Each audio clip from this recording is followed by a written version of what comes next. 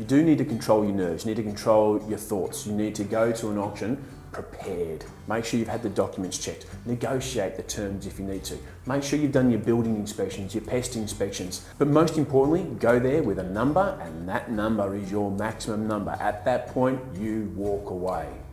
Walk away. But you need to make sure your number's correct. So many people use the agent's quote as some sort of guide, and they start using things like, add 10%, add 15%, add 20%. So wrong, so incorrect. You can so easily overpay for a property, or go to a property you absolutely love and get there, and all of a sudden you're so far off the mark, it's not funny, but it's a property you love, and you'd be quite happy to pay that amount if you're a bit better prepared. So know the values.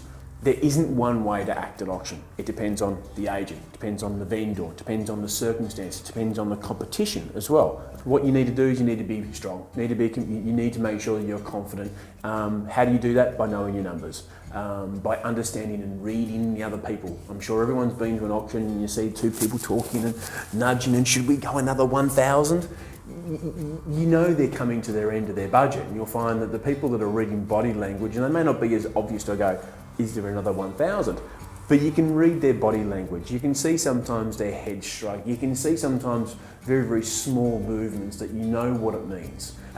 If you have a property where the vendor's got unrealistic expectations, and all of a sudden you shoot out of the gate and put strong offers in, their confidence is going to increase, whereas you actually want it to decrease. So in those type of properties, sometimes it's a matter of doing the opposite, being slow, giving them really hopeless bids, trying to break it down faster, or maybe not bidding at all. And if nobody's going to be bidding, even better.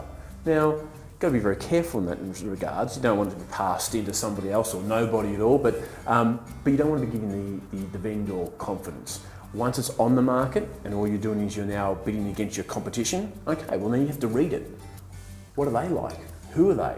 And you need to start making some educated guesses in regards to demographics, and you can pick it most of the time. If you're vocal, you're confident. If you're putting your hand up, you don't look strong. Every time you have a bid, you make sure that you are using the full number as well, making sure people understand they're spending the difference between, I'll give you an example, $800,000, not 8. Very big difference. 8 doesn't sound like very much. And again, when you're in a high pressure environment, you want to making sure they understand they are spending $800,000 on this 2-bedroom unrenovated villa in Brighton.